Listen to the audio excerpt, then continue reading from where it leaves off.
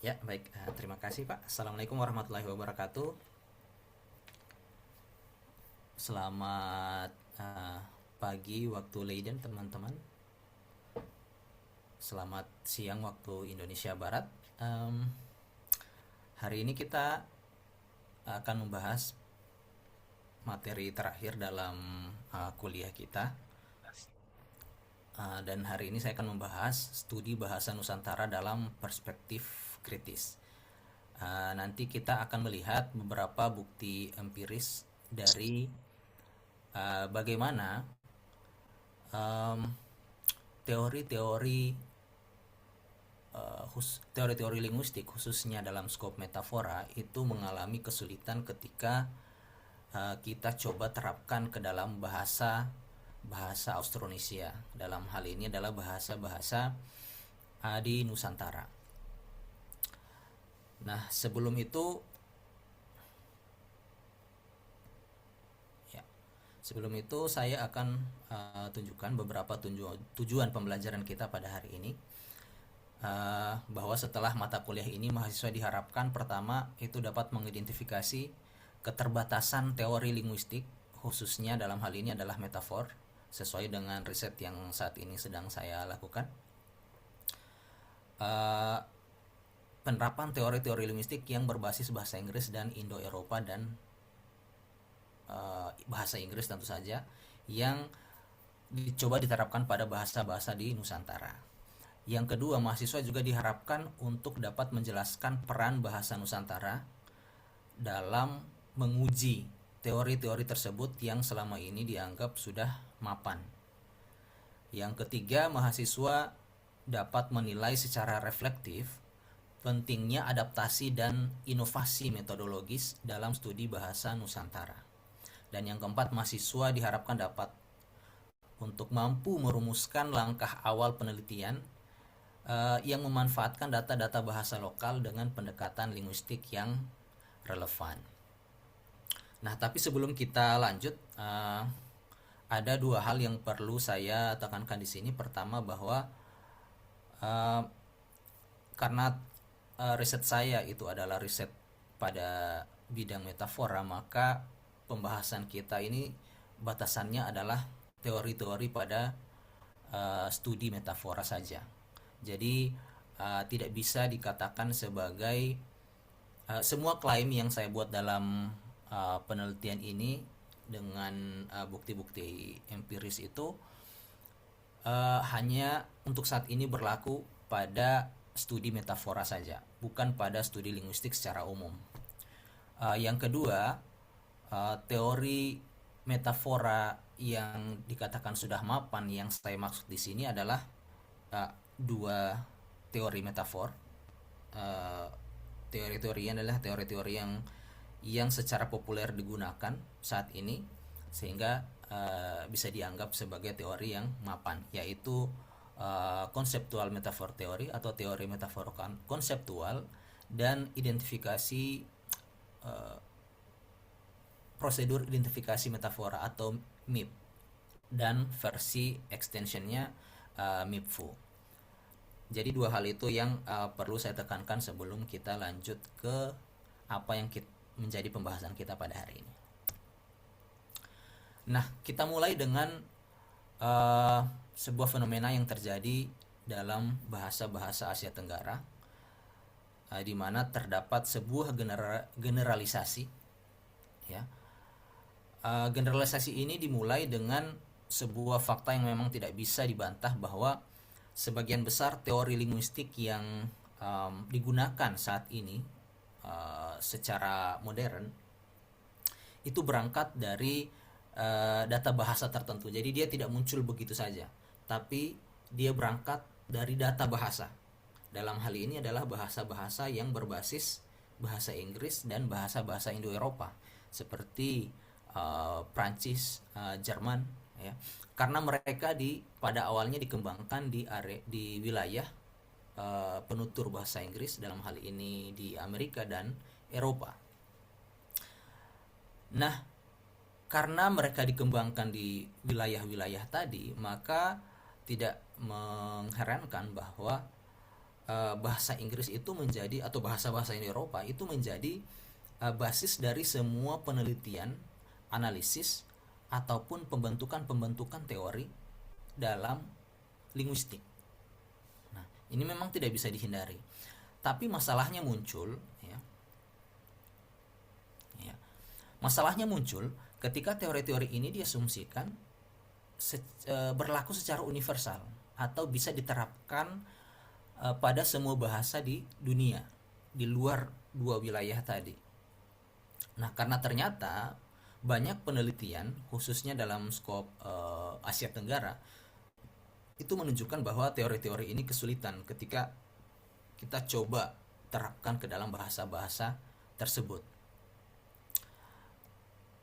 Nah, untuk itu saya di sini sudah merangkum ada setidaknya 4 hasil riset. Sebenarnya ada banyak, tapi saya rasa 4 ini cukup mewakili dan cukup signifikan hasilnya untuk dijadikan basis dari klaim yang pertama tadi. Nah, pertama itu oleh Wunuk dan Ito pada bahasa Melabri. Hasil riset ini itu menunjukkan bahwa dalam bahasa Melabri, emosi positif itu, misalnya rasa senang atau bahagia, itu dimetaforakan sebagai gerakan yang tidak selalu ke atas, tapi juga ke bawah. Sehingga ini menentang klaim dari misalnya CMT atau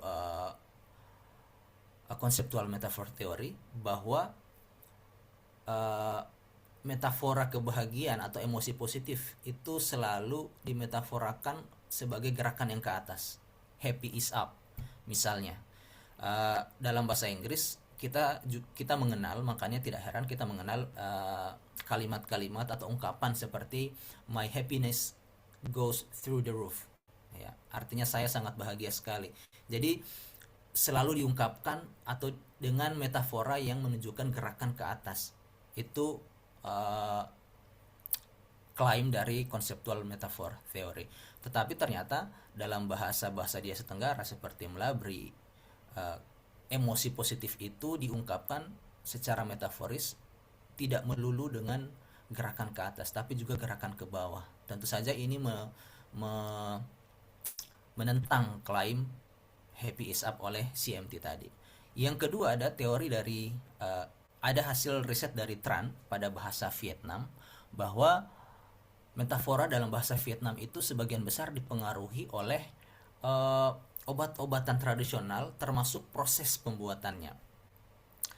Nah, karena ini sifatnya tradisional dan sangat spesifik, terikat dengan kebudayaan penutur bahasa tersebut, maka ketika ini dianalisis menggunakan teori yang berbasis bahasa Inggris dan Indo-Eropa, itu tentu saja akan mengalami kesulitan. Bukan hanya pada saat proses terjemahan antar budayanya, tetapi juga bagaimana memahami metafora yang terikat dengan budaya penutur bahasa tersebut.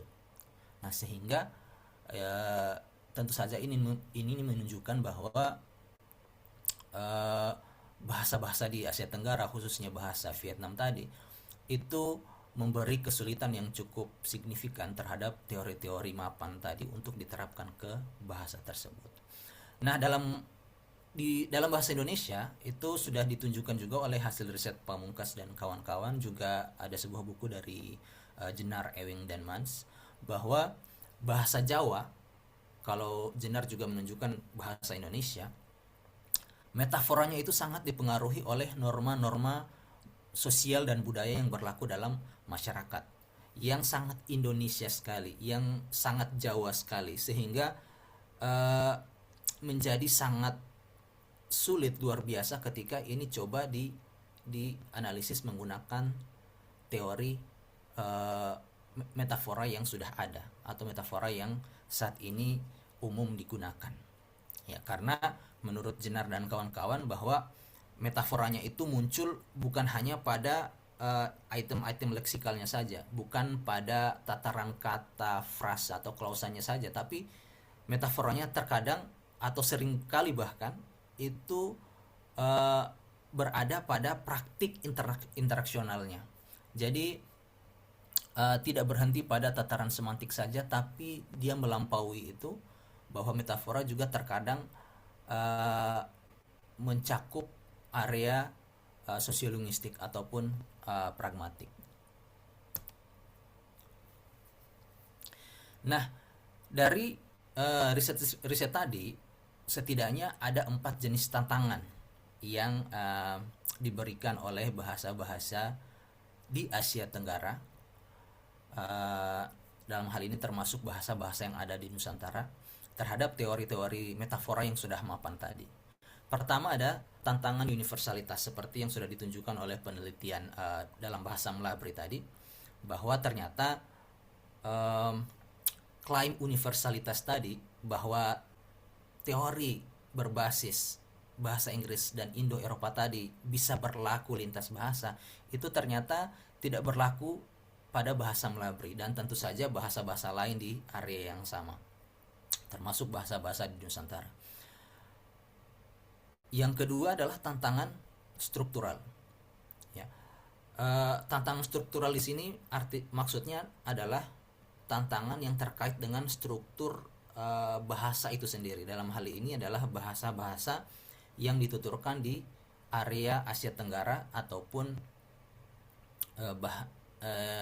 pada area Nusantara, dalam hal ini di Indonesia. Hal ini terjadi karena perbedaan struktur yang cukup besar ya antara bahasa-bahasa Inggris dan Indo-Eropa tadi dengan bahasa-bahasa yang ada di Asia Tenggara, dalam hal ini bahasa Austronesia dan bahasa Nusantara ya. Seperti yang sudah kita bahas pada pertemuan-pertemuan sebelumnya, bahwa bahasa-bahasa kita itu sebagian besar ya aglutinatif ya, kemudian kaya akan afiks, proses morfologis yang rumit. Nah, hal-hal ini ya, atau faktor-faktor ini menjadi tantangan yang cukup besar terhadap teori-teori yang sudah mapan tadi, karena mereka hanya disiapkan untuk diterapkan, pada awalnya hanya disiapkan dan dikembangkan untuk diterapkan pada bahasa-bahasa Inggris dan Indo-Eropa, sehingga untuk bahasa-bahasa yang secara morfologis itu kompleks seperti bahasa-bahasa di Asia Tenggara dan bahasa-bahasa Nusantara itu menjadi sulit untuk diterapkan. Ya. Nah, kenapa karakter-karakter khusus bahasa Asia Tenggara dan Nusantara tadi menjadi tantangan bagi teori-teori mapan? Ya. Hal ini terjadi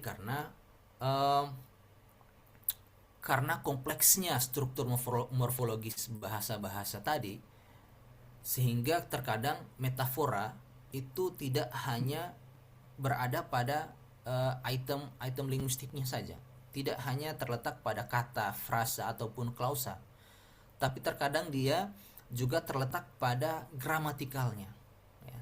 Nanti saya akan tunjukkan lewat contoh bahwa metafora dalam bahasa-bahasa Nusantara khususnya, metaforanya itu tidak hanya terletak pada item linguistiknya ya, tetapi juga terletak pada gramatikalnya.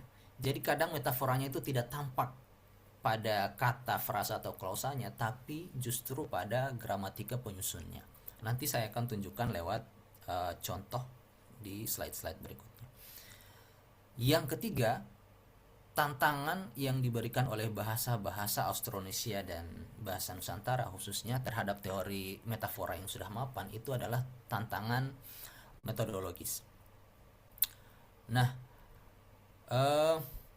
metode-metode yang ditawarkan oleh teori-teori yang sudah mapan tadi itu tidak bisa diterapkan secara begitu saja pada bahasa-bahasa di Asia Tenggara ataupun bahasa Nusantara. Dia butuh adaptasi, dia butuh sedikit inovasi. Pada beberapa bahasa justru butuh inovasi yang cukup besar sebelum siap digunakan untuk menganalisis ya, data-data dalam bahasa-bahasa Asia Tenggara dan Nusantara pada khususnya. Karena itu tadi, karena mereka disiapkan untuk analisis pada level kata, frasa, dan klausa, sementara seringkali metafora kita itu terletak justru pada strukturnya, sehingga secara metodologis tidak cocok, tidak kompatibel, sehingga pada akhirnya butuh adaptasi ataupun inovasi sebelum diterapkan. Dan yang terakhir adalah tantangan kultural, seperti yang ditunjukkan oleh hasil riset dalam bahasa Jawa dan bahasa Indonesia tadi, bahwa secara kultural kita begitu berbeda secara signifikan dengan dengan kultur yang dianut oleh penutur bahasa Inggris dan bahasa Indo-Eropa, sehingga menjadi seringkali tidak kompatibel ketika diterapkan kepada metafora dalam bahasa-bahasa tersebut.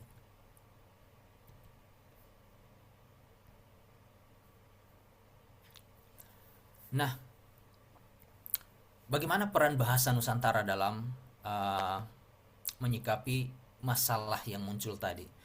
Nah, bahasa Nusantara, bahasa-bahasa yang ada di Nusantara itu sebenarnya bisa digunakan sebagai piranti untuk mengetes, ya, seberapa applicable, seberapa bisa teori-teori tadi diterapkan ke dalam bahasa-bahasa kita.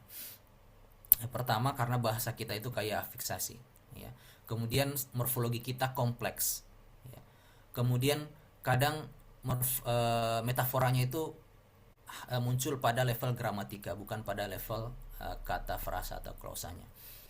Dan metafora kita kadang tidak langsung, tidak tampak begitu saja secara linguistik, pada bentuk linguistiknya. Nah, 4 karakter utama ini menjadi sebab kenapa bahasa Nusantara itu menjadi bahasa yang paling pas untuk digunakan dalam mengetes teori-teori mapan yang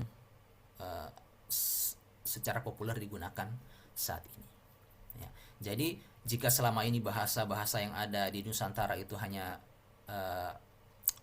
digunakan sebagai data tambahan atau bahkan sebagai kasus khusus yang menjadi pengecualian dalam analisis-analisis bahasa Inggris dan Indo-Eropa, di sini justru kita menggunakan bahasa Nusantara sebagai alat utamanya, ya, karena dia bisa mengetes applicable atau tidaknya teori-teori tadi.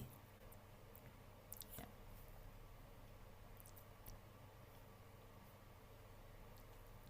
Nah, di sini saya akan memberikan bahasa Muna sebagai contoh kasusnya, ya. Ini adalah contoh kasus dari riset yang sedang saya lakukan saat ini, yaitu tentang metafora dalam bahasa Muna. Ternyata ketika saya coba terapkan teori-teori metafora yang sudah mapan, yang berbasis bahasa Inggris dan Indo-Eropa ke dalam data-data yang saya miliki, itu ternyata kesulitannya cukup besar, ya, karena ketidaksesuaian tadi, incompatibilities antara data yang saya punya dengan metode yang ditawarkan oleh teori yang saya gunakan. Nah, setidaknya ada 3 tantangan yang saya hadapi ketika saya mencoba menerapkan teori-teori yang sudah saya sebutkan tadi terhadap data yang saya punya. Pertama itu adalah tantangan struktural. Nah, seperti yang saya sebutkan tadi, tantangan struktural yang saya maksud dalam hal ini adalah pada tataran gramatikal, ya, bahwa sebagaimana bahasa-bahasa Austronesia dan bahasa-bahasa di Nusantara, bahasa Muna itu memiliki proses morfologis yang sangat rumit, ya, seperti yang sudah kita bahas pada pertemuan-pertemuan sebelumnya, sehingga secara struktur bahasa ini memberikan kesulitan yang cukup signifikan untuk dianalisis menggunakan teori-teori mapan berbasis bahasa Inggris dan bahasa Indo-Eropa. Tapi nanti akan saya uraikan melalui contoh ya pada slide-slide berikutnya. Yang kedua, tantangan kedua yang saya temui adalah tantangan tekstural. Ini sebenarnya istilah yang saya ciptakan sendiri karena saya belum menemukan term yang tepat. Nah, jadi yang saya maksud dengan tantangan tekstural dalam analisis yang sudah saya lakukan adalah ketika metafora dalam bahasa Muna itu memiliki tekstur yang berbeda dengan metafora pada umumnya. Metafora pada umumnya itu dapat bisa langsung kita identifikasi ya, apakah dia berada pada tataran kata, frasa, atau paling luas klausa. Sementara dalam bahasa Muna seringkali metaforanya itu dalam bentuk teks yang panjang ya, jadi tidak bisa kita analisis per kata, per frasa atau per klausa, tapi harus sekaligus keseluruhan teksnya sehingga kita bisa memahami bagaimana metaforanya bekerja, metafora apa yang digunakan, dan batasannya sampai di mana. Nah, karena dalam bahasa Muna metaforanya itu bercampur ya, karena saking panjangnya dia bekerja pada tataran teks. Saking panjangnya metafora tersebut, dia seringkali bercampur dengan bahasa figuratif lainnya, misalnya alegori ya. Jadi dalam bahasa Muna tidak sedikit ya data yang saya kumpulkan itu menunjukkan bahwa metaforanya bercampur dengan alegori sehingga sulit untuk ditentukan batasannya ya. Karena kita kesulitan menentukan batas antara metafora dan alegorinya tadi, sehingga sejak awal memang kita sulit untuk menggunakan teori-teori yang berbasis bahasa Inggris dan Indo-Eropa tadi untuk diterapkan. Karena sejak identifikasinya saja itu sudah tidak kompatibel ya, karena percampuran tadi ya. Belum ada teori mapan yang bisa digunakan ya secara mandiri untuk menganalisis jenis data seperti ini. Nah, sehingga dia butuh gabungan beberapa teori atau metode sebelum akhirnya bisa diterapkan ke dalam data-data yang seperti ini. Makanya saya menggunakan istilah tantangan tekstural untuk jenis metafora seperti ini. Nanti saya akan tunjukkan lewat contoh. Dan yang ketiga adalah tantangan kultural. Tantangan kultural yang saya maksud di sini adalah bagaimana budaya yang dianut oleh penutur bahasa Muna ya, dalam hal ini itu mempengaruhi metaforanya. Dalam bahasa Muna seringkali metaforanya menggunakan budaya yang dipegang oleh orang Muna yang sulit untuk dipahami oleh non penutur bahasa tersebut ya. Dia hanya bisa memahami metafora tersebut ketika dia sudah hidup sebagai penutur bahasa tersebut, atau dia mengetahui budaya yang dirujuk oleh metafora yang digunakan pada bahasa tersebut. Nanti akan saya jelaskan lewat contoh. Nah, kita akan mulai dengan contoh tantangan kultural yang saya sebutkan tadi. Dalam bahasa Muna ada sebuah frasa yaitu kabalano alo, yang artinya dalam bahasa Indonesia malam yang besar ya, atau bagian malam yang besar ya. Yang paling kompatibel dengan bahasa Indonesia adalah malam yang besar. Dalam bahasa Inggris, kabalano alo bisa diterjemahkan secara literal sebagai big night, karena mereka kompatibel, malam yang besar. Nah, dalam bahasa Inggris malam yang besar itu artinya positif, artinya itu adalah sebuah malam yang penting, malam yang akan memberikan eh, sesuatu yang positif kepada seseorang. Misalnya, eh, this is a big night for you. Artinya ini adalah malam yang penting untuk kamu. Ketika kita mengucapkan frasa big night dalam kalimat tersebut, itu menunjukkan bahwa akan terjadi sesuatu yang positif untuk orang yang dimaksud oleh tuturan tersebut. Tapi ketika kabalano alo kita gunakan dalam bahasa Muna, artinya tidak sama, ya. Kabalano alo dalam bahasa Muna itu diucapkan oleh seseorang, ya. Misalnya kita mengucapkan no balamu alo, bentuk lain dari kabalano alo, artinya malam sudah besar. Ketika kita mengucapkan frasa ini dalam bahasa Muna, itu artinya adalah sekarang saatnya sudah, waktu menunjukkan sudah tengah malam, yaitu itu makna pada layer yang pertama. Tetapi itu bukan maksud utama dari ungkapan tersebut. Ya, memang artinya adalah malam sudah larut, ya. Walaupun literalnya artinya malam sudah besar, tapi itu metafora, artinya malam sudah larut. Tetapi ada maksud lain di balik kalimat tersebut. Setiap kali kita mengucapkan nobalamu alo atau kabalano alo, itu selalu menyeratkan dalam bahasa Muna, dalam budaya orang Muna, itu selalu menyeratkan bahwa sudah saatnya kita menghentikan apapun yang saat ini sedang kita kerjakan, ya. Dan saatnya untuk kembali ke rumah masing-masing. Nanti bisa kita lanjutkan lagi di esok hari atau di masa yang akan datang. Nah, itu arti keseluruhan dari kabalano alo. Jadi yang pertama, yes, ya, benar bahwa kabalano alo adalah metafora. Tapi dalam bahasa Muna dia adalah metafora yang sudah terleksikalisasi, metafora yang sudah tidak disadari sebagai metafora. Karena bagi orang Muna kabalano alo artinya malam sudah larut. Walau ternyata dia adalah metafora, karena itu adalah mapping, ya. Secara literal artinya adalah malam sudah besar, tetapi dimetaforiskan artinya adalah malam sudah larut. Pertama, pada layer pertama itu adalah metafora, karena ada mapping di situ dari malam sudah larut menjadi dari malam sudah besar menjadi malam sudah larut.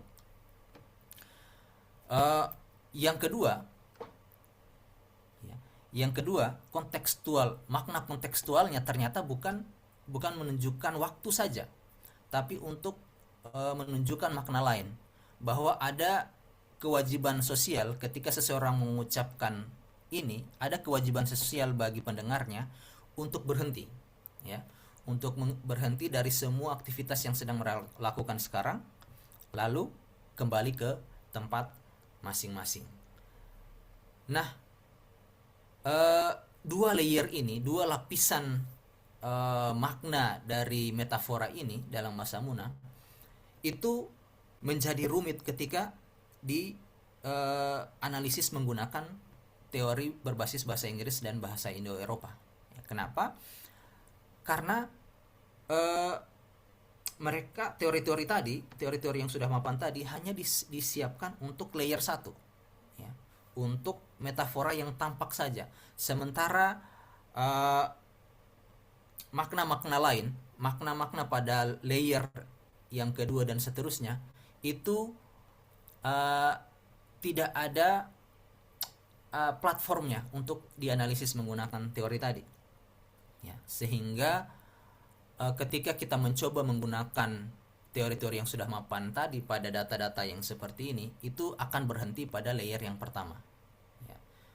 Karena untuk menganalisis layer yang kedua itu butuh teori lain. Nah, ini yang saya maksud sebagai tantangan kultural dalam bahasa Muna. Nah, sekarang kita ke tantangan struktural. Kemarin saya menemukan setidaknya ada 23, ya, tantangan atau kasus morfosintaksis dalam bahasa Muna yang membuat teori-teori tadi kesulitan, ya, untuk diterapkan ke dalam bahasa Muna.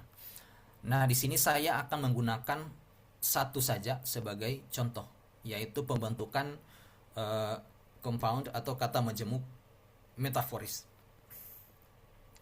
Ya, ini slide yang saya ambil dari presentasi saya sebelumnya ya, jadi belum diterjemahkan. Tapi akan saya jelaskan. Nah, dalam bahasa Muna, compound atau kata majemuk itu adalah proses yang tidak produktif. Ya, artinya tidak bisa kita hasilkan secara terus-menerus. Karena compound dalam bahasa Muna itu adalah proses yang sudah baku, sudah ada, ya. Jadi sudah ada beberapa compound dalam bahasa Muna dan kita tidak bisa membuat yang baru atau sulit untuk membuat yang baru, ya. Ya, ini pada konteks penggunaan bahasa Muna sehari-hari ya.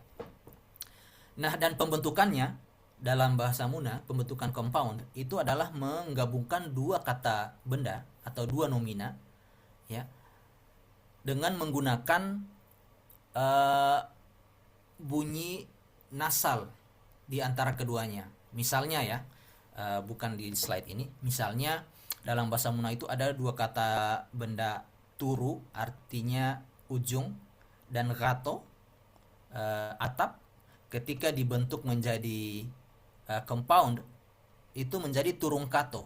Bunyi ga tadi ketika karena dia digabungkan dengan noun atau nomina turu, dia berubah menjadi nasal eng, menjadi turung kato. Ya, dari turu plus gato menjadi turung kato. Nah, itu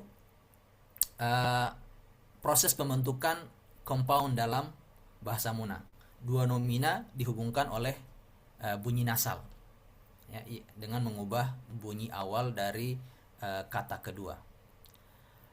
Dan ini tidak produktif. Artinya apa yang sudah ada sekarang sebagai compound dalam bahasa Muna itu tidak bisa lagi kita tambah dengan membentuk compound baru. Tetapi ketika bahasa Muna digunakan secara metaforis, ternyata semua orang ya bisa membentuk compound-compound baru. Ya, compound-compound ini ketika digunakan ya itu sudah pasti konteksnya adalah metaforis. Ya, karena dia tidak akan kita temukan dalam ungkapan-ungkapan biasa dalam bahasa Muna. Ya. Nah, itu yang pertama. Yang kedua, ketika bahasa Muna digunakan secara metaforis, compoundnya itu menyalahi atau tidak sesuai dengan aturan pembentukan compound dalam gramatika bahasa Muna. Ya, contohnya di sini adalah anangkesa. Ya, dia tidak berasal dari dua nomina. Ya, walaupun dia berasal dari dua kata ya, ana dan kesa, dan dihubungkan dengan nasal eng menjadi anangkesa. Pada tataran ini dia sudah benar. Tetapi kesa dalam bahasa Muna itu bukan nomina. Ya, kesa artinya good atau bagus. Dalam bahasa Muna dia bukan nomina, tapi verba. Dari sini saja dia sudah menyalahi aturan gramatika bahasa Muna. Bahwa ternyata dalam penggunaan bahasa Muna secara metaforis, compound itu bisa berasal dari nomina dan verba, bukan nomina dan nomina. Itu yang pertama. Yang kedua, anangkesa ini ternyata berasal dari bentuk lain. Dia tidak serta-merta dibentuk dari dua kata yang berdiri sendiri, ya, tetapi dia berasal dari klausa relatif anahimokesa, ya, atau anak kecil yang bagus kelakuannya. Dalam hal ini anangkesa artinya, anahimokesa artinya adalah anak dengan kelakuan yang baik. Nah, dari sini kita lihat pertama, ini metafora ya, karena arti sebenarnya dari anahimokesa adalah gadis yang cantik. Ya, walaupun secara literal anangkesa artinya adalah anak yang kelakuannya baik. Ya, jelas ini adalah metafora karena ada pemetaan di sini dari anak yang berkelakuan baik menjadi gadis yang cantik. Yang kedua, ada gramatikal anomali di sini, bahwa ternyata ketika digunakan secara metaforis, compounding dalam bahasa Muna itu menyalahi atau tidak sesuai dengan aturan gramatikal yang ada. Nah, ini ketika kita mau analisis ya data-data seperti ini dengan menggunakan teori-teori yang sudah mapan tadi, itu menjadi kesulitan karena karena ada proses lain ya. Sebelum diterapkan kita butuh proses lain, kita butuh proses untuk menguraikan anomali seperti ini. Kenapa terjadi kenapa muncul ya compound misalnya seperti anangkesa yang tidak ada dalam gramatika bahasa Muna seperti ini. Kalau kita secara mentah-mentah menggunakan teori metafora yang sudah mapan pada data ini, itu hanya akan berhenti pada sini, pada tataran ini saja. Padahal ada proses yang lebih penting ya. Karena metaforanya ada di sini. Metaforanya ada di proses ini, bukan serta-merta ada pada bentuk leksikalnya, tapi dia metaforanya terletak pada proses ya gramatikal pembentukannya. Ya. Nah, ini menunjukkan bahwa bahasa Muna sebagai bahasa Nusantara ya, memberikan kesulitan terhadap teori-teori yang sudah mapan untuk diterapkan ke dalam bahasa tersebut. Karena terjadi pertama ya, terdapat perbedaan gramatikal atau proses gramatikal dalam bahasa Muna ya, antara bahasa Muna yang digunakan sehari-hari dengan bahasa Muna yang digunakan secara metaforis. Itu yang pertama. Yang kedua, perbedaan gramatikal ini bukan hanya pada tataran bentuk saja atau pada tataran proses saja, tapi pada aturannya ya, tapi juga pada aturannya, sehingga bagi orang Muna sendiri itu sebenarnya kesulitan untuk menguraikan metafora dengan struktur yang rumit seperti ini, apalagi bagi non penutur dengan menggunakan teori yang berbasis bahasa Inggris dan Indo-Eropa. Nah, itu contoh tantangan struktural. Sekarang kita ke yang terakhir, contoh tantangan tekstural. Di sini saya mengambil salah satu kasusnya, yaitu extended allegory atau metafora yang diperluas menjadi alegori. Nah, ini contohnya saya belum terjemahkan, ini juga dari slide presentasi saya sebelumnya. Nah, ini adalah deretan dari ini saya ambil dari tradisi lisan, salah satu tradisi lisan dalam bahasa Muna ya. Ini diucapkan oleh performernya ya. Nah, kalau metafora pada umumnya atau biasanya itu bisa langsung dianalisis satu line ya, satu baris seperti ini. Tetapi dalam data ini kita tidak akan bisa menganalisis metaforanya per line atau per baris, karena metaforanya itu terletak pada keseluruhan teks ya. Coba kita lihat, saya terjemahkan. Sebuah mangga kecil tumbuh di halaman. Mangga itu belum tumbuh sempurna atau belum matang, tapi orang-orang tersebut ya, atau mereka sudah mulai menggapainya ya. Burung nuri sedang mengunyah, sementara yang lain hanya menonton. Ibunya buta dan bapaknya tidak melakukan apa-apa untuk menghentikan itu, dan kakek neneknya tidak berusaha mengusir mereka. Oleh karena itu, jagalah tanaman di halamanmu, jagalah dia dengan baik, sehingga cinta dan perhatianmu tidak berakhir dengan petaka. Ya, kira-kira seperti itu. Nah, dalam metafora ini itu terdiri dari 3, 4, 5, 6, dari 7 line, dari 7 baris yang panjang, ya, yang tidak bisa kita temukan maknanya hanya dengan membaca per line, tapi harus keseluruhan, ya. Nah, masalahnya tidak berhenti di situ. Masalahnya tidak berhenti pada bagaimana metaforanya terletak pada teks yang panjang, tapi juga kalau kita perhatikan di sini, ya, dia lebih banyak berupa alegori. Ya, ini metafora, tapi bercampur dengan alegori. Nah, kesulitannya adalah bagaimana kita menentukan batasannya. Ya, bagi penutur asli atau penutur natif mungkin bisa, ya, mungkin bisa mengetahui di mana batasannya, karena penutur asli akan mengetahui maknanya, mengetahui di mana metaforanya berada. Tapi bagi penutur non natif, ini menjadi tantangan awal, ya, sebelum bahkan sebelum menerapkan teorinya pada data. Nah, coba kita lihat di awal line dia mengatakan, dia menyebut ada sebuah mangga kecil di halaman. Pada tataran ini belum metafora, karena dia bercerita tentang sebuah mangga. Lalu dilanjutkan dengan alegorinya berlanjut. Dia menjelaskan bahwa mangga kecil tersebut belum tumbuh, belum matang, ya, belum cukup besar, tapi sudah mulai digapai oleh orang-orang yang tidak disebutkan.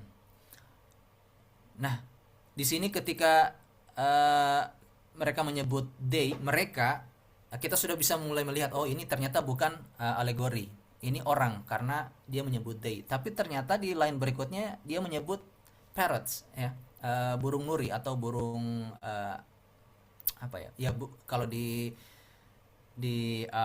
dalam bahasa Muna, kia-kia itu adalah burung nuri.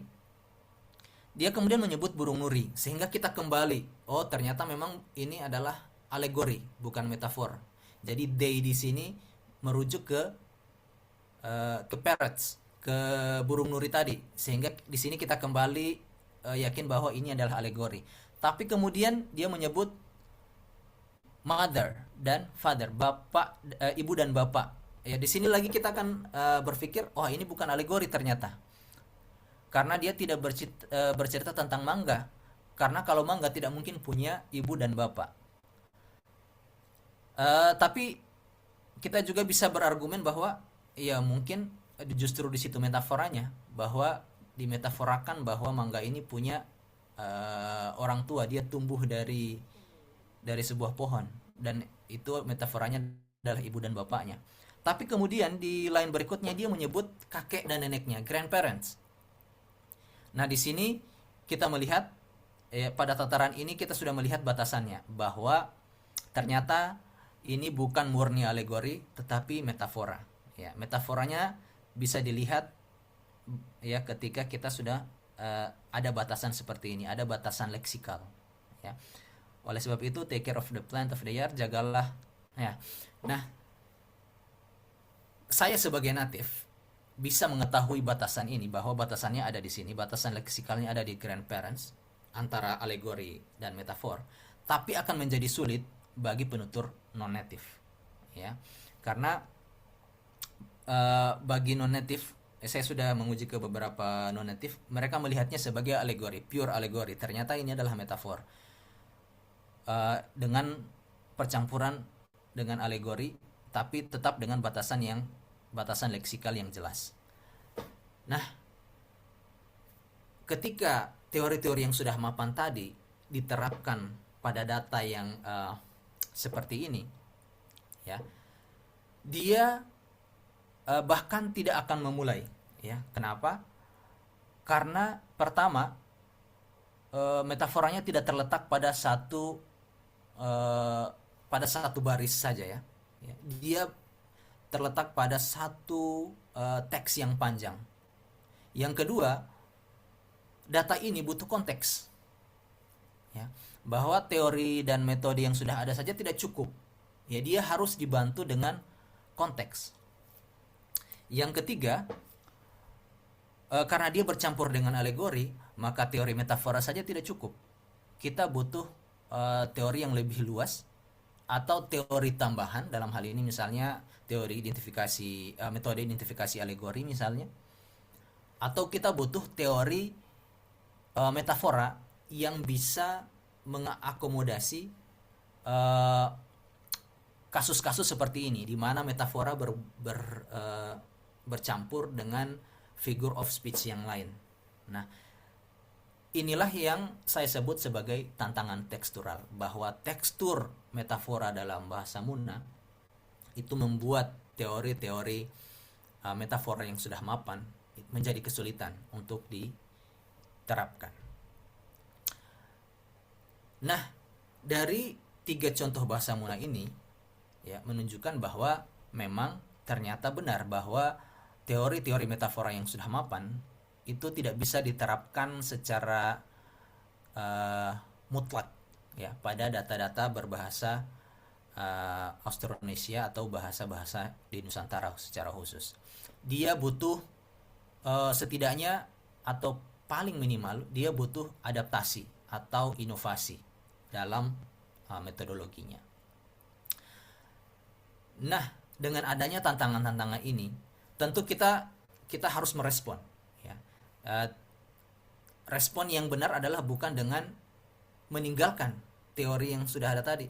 Ya karena teorinya tidak bisa diterapkan secara mutlak dengan pada data kita, ya bukan respon ilmiah kita yang benar adalah bukan dengan meninggalkannya, ya, tapi dengan mencari solusi. Oleh itu, setidaknya ada 5 hal yang bisa kita tempuh atau kita lakukan ya sebagai respon atas kesulitan atau tantangan-tantangan yang dihadapi oleh teori-teori tadi. Yang pertama adalah seperti yang sering saya ulang-ulang adalah adaptasi metodologis.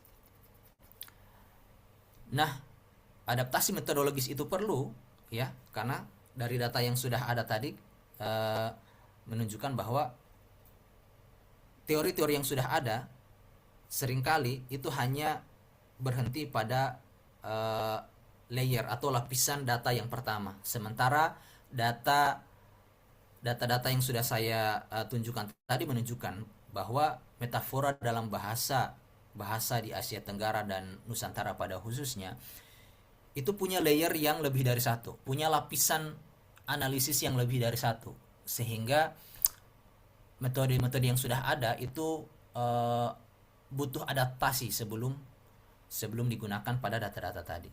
Yang kedua, kita setidaknya butuh perluasan unit analisis. Ya, seperti yang sudah juga saya jelaskan sebelumnya bahwa umumnya metafora itu unit analisisnya adalah pada kata, frasa, dan paling luas klausa. Ternyata data yang tadi itu menunjukkan bahwa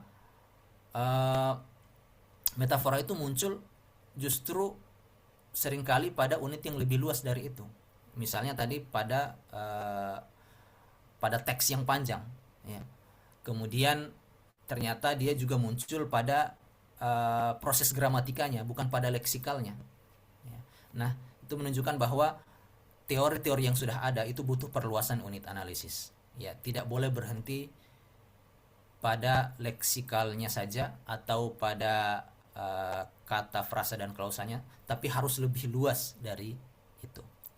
Yang ketiga, setidaknya teori-teori yang tadi itu butuh integrasi ya dengan data dan dokumentasi bahasa. Nah, dokumentasi bahasa sudah dijelaskan di pertemuan-pertemuan awal bahwa dengan dokumentasi bahasa ya kita menghasilkan data yang bisa kita gunakan untuk mengetes teori-teori yang tadi. Mengetes bukan dalam artian untuk mendiskreditkan teori yang ada, tapi untuk membuat teori-teori tersebut menjadi lebih baik. Ya, ketika teori-teori tadi kita tunjukkan kelemahannya ketika diterapkan dalam bahasa-bahasa di Asia Tenggara, dalam hal ini bahasa Nusantara, itu justru akan memberikan input yang lebih baik, ya, input yang lebih baik bagi teori-teori tersebut untuk mengembangkan metodologinya sehingga bisa diaplikasikan lintas bahasa. Yang keempat, kita butuh pendekatan kontekstual dan lintas disiplin. Ya, seperti yang kita lihat tadi bahwa beberapa data menunjukkan analisis metafora itu butuh konteks yang lebih luas. Ya, ketika kita gunakan teori-teori mapan tadi sebagai alat analisisnya. Yang kedua adalah lintas disiplin. Data yang muncul berupa percampuran antara metafora dan alegori tadi itu juga cukup menunjukkan bahwa butuh lintas disiplin ilmu untuk menggunakan teori metafora yang sudah mapan untuk diterapkan pada data-data bahasa Austronesia atau bahasa Nusantara secara khusus. Yang kelima, kita butuh infrastruktur analisis berbasis perangkat lunak. Ya, di pertemuan sebelumnya kita sudah bahas Flex, ELAN, Flex dan ELAN. Nah, perangkat-perangkat lunak seperti ini sangat membantu kita untuk bisa setidaknya menjawab beberapa tantangan yang muncul dari penerapan teori-teori mapan tadi ke dalam data-data bahasa Austronesia dan Nusantara. Dan tentu saja dengan perkembangan AI akan muncul beberapa aplikasi atau beberapa program AI ya, yang nanti bisa digunakan pada penelitian linguistik. Ya, untuk saat ini mungkin saya pernah sebut ya, saya pernah saat ini menggunakan Atlas.ti. Itu adalah salah satu program AI yang bisa digunakan untuk mengolah data. Nah, pada riset metafora saya gunakan untuk mengolah data, dalam hal ini mengklasifikasikan pemetaan terhadap semua data yang saya punya. Tentu saja mungkin masih banyak program AI lain yang bisa kita manfaatkan, khususnya untuk menjawab tantangan-tantangan yang muncul dalam penerapan teori-teori mapan terhadap bahasa Asia Tenggara dan Indo-Eropa. Nah, kalau tadi kita sudah menunjukkan bukti-bukti empiris mengapa teori-teori mapan yang sudah ada itu kesulitan ketika diterapkan pada data-data berbahasa Asia Tenggara dan Nusantara pada khususnya. Ini menunjukkan bahwa kita butuh dekolonialisasi. Tapi saya perlu menjelaskan maksud dari dekolonialisasi yang saya sebutkan di sini. Sekali lagi, dekolonialisasi artinya bukan untuk menolak teori yang tadi, ya, bahwa karena teori tadi tidak kompatibel digunakan pada data-data yang kita punya, bukan berarti kita menolak teori-teori tersebut atau berusaha mencari gantinya, ya, yang lebih sesuai dengan data kita. Tentu saja dekolonialisasi yang saya maksud adalah, pertama, kita harus mengakui bahwa teori-teori yang berbasis bahasa Inggris dan Indo-Eropa tadi, semapan apapun mereka, tetap saja ternyata tidak bisa digunakan lintas bahasa secara utuh. Ya.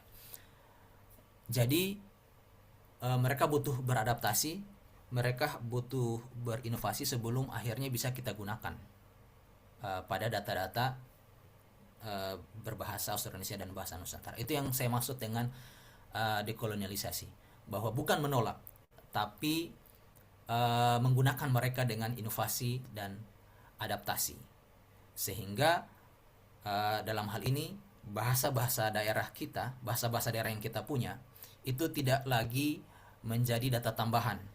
Ya, posisinya tidak lagi menjadi data tambahan atau kasus khusus dalam penerapan teori-teori tadi, tapi justru posisinya adalah menjadi alat utama, ya, menjadi objek utama penelitian. Itu yang saya maksud dengan dekolonialisasi dalam konteks ini. Nah, jadi langkah konkret yang bisa kita lakukan ke depannya, khususnya untuk teman-teman mahasiswa,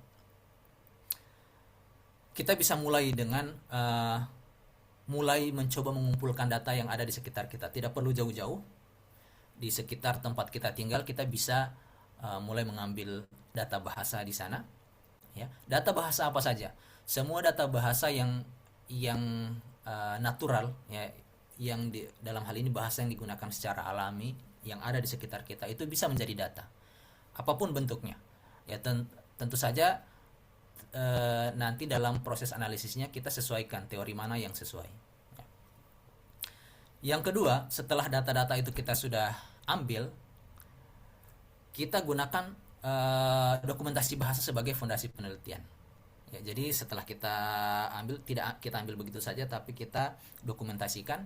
Nah, ini yang kita jadikan sebagai fondasi penelitian. Nah, data yang sudah kita kumpulkan tadi kemudian kita gunakan untuk menguji teori yang sudah ada. Apakah bisa digunakan secara utuh atau tidak? Kebanyakan yang terjadi adalah ketika ketidaksesuaian itu muncul, inkompatibilitas tadi muncul, seringkali kita adalah melakukan uh, picky analysis, ya, kita mengambil data-data yang sesuai saja, lalu kita meninggalkan data yang tidak sesuai, ya, supaya teorinya tetap masuk. Padahal justru itu menjadi justru itu adalah sesuatu yang baik, ya, ketika data kita tidak bisa dianalisis menggunakan teori yang ada, karena itu menunjukkan bahwa teori tersebut memiliki kelemahan yang bisa kita uh, temukan solusinya dengan menerapkan pada data yang kita punya yang tidak kompatibel tadi, ya. Itu yang langkah yang ketiga. Yang keempat adalah kita menjadikan bahasa Nusantara sebagai sumber kritik, sumber teori, dan sumber pengetahuan. Tidak tidak lagi menjadikan bahasa Nusantara sebagai data tambahan atau kasus khusus. Nah, itu saja yang bisa saya sampaikan, waktu kita sudah habis. Terima kasih teman-teman. Mungkin ada yang ingin ditanyakan, masih ada waktu kita sekitar 3 menit. Boleh diajukan.